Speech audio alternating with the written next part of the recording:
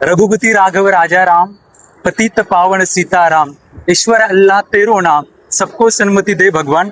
उत्तर प्रदेश राज्यातील श्री रामचंद्राची अयोध्या नगरी त्या ठिकाणी झालेल्या कथित चोरीच्या प्रकरणाच्या संदर्भाने शहर काँग्रेस कमिटी, तालुका काँग्रेस कमिटी यवतमाळ यांच्या वतीने मतदारसंघाचे आमदार माननीय बाळासाहेब मांगुळकर यांच्या नेतृत्वामध्ये स्थानिक यवतमाळ शहरातील दत्त चौकामध्ये या ठिकाणी सत्याग्रह आंदोलन चालू आहे. शहर काँग्रेस कमिटीचे अध्यक्ष प्राध्यापक देशमुख आहेत. खूप काय प्रकार हा घडलेला आहे त्या ठिकाणी?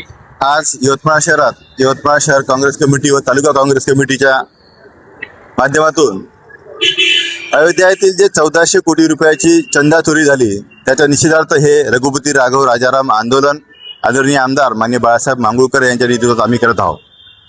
सर्व जनतेला माहीत आहे की अयोध्यामध्ये जे श्रीराम मंदिर झालेलं आहे हे मंदिर कोणा पक्षानं बांधले नाही, कोणा पार्टीनं बांधले नाही, कोणा व्यक्तीनं बांधले नाही, तर या देशातील सर्वसामान्य लोकांनी जो चंदा जमा केला त्या चंद्यातून ह्या मंदिराची निर्मिती झालेली आहे.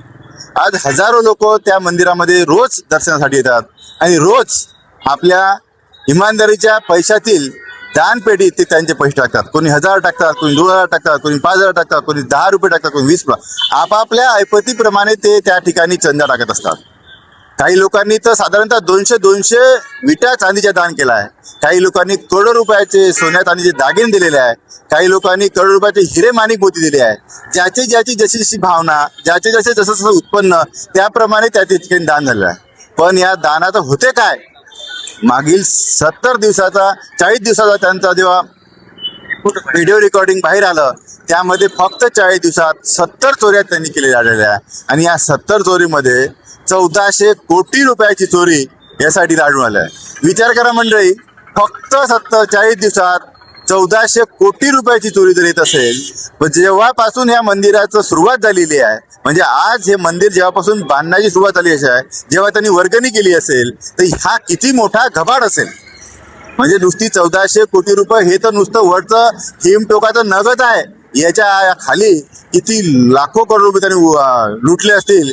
या सगळ्या गोष्टीचा निषेध झाला पाहिजे. सर्वसामान्य लोकांना ह्या गोष्टीची माहिती झाली पाहिजे का भावनेच्या नावावर, आस्थेच्या नावावर हे जे सरकार आहे की या सरकारमध्ये बसलेले त्याचे बगलबच्चे आहे, त्या ठिकाणी चंपतरायची टीम आहे, हे आपली कशी लुबाडणूक करत आहे, या सर्वांसाठी आम्ही या सगळ्या सत्याग्रह आंदोलन केलं आहे. जवळपास आज पाहतो आपण 1400 कोटीचा भ्रष्टाचार या मोठ्या प्रमाणात राम मंदिरामध्ये झालेला आहे.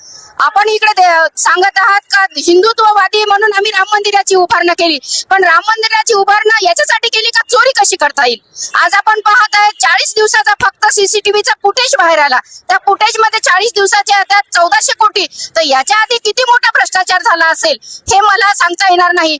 जर आपल्याला खोलवर जायचं असेल तर जेव्हापासून राम मंदिराची स्थापना झाली तेव्हापासूनचे सीसीटीव्हीचे फुटेज आणि देखभाल जोपर्यंत ज्या व्यक्तीने दान दिलेलं आहे त्या व्यक्तीचे नाव यांनी प्रकाशित करावे आणि आतापर्यंत किती निधी उपलब्ध झाला ते सांगावं.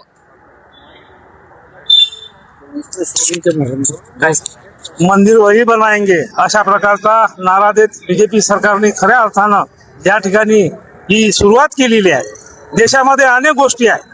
पंढरी भाऊ, ज्या रस्ते त्यांनी जे मोठे रस्ते केले त्याच्यामध्ये 40% त्यांना पर्सेंटेज मिळतो आणि इतरही गोष्टीमध्ये यांनी एकही मंदिर राज्यातलं सोडलं नाही.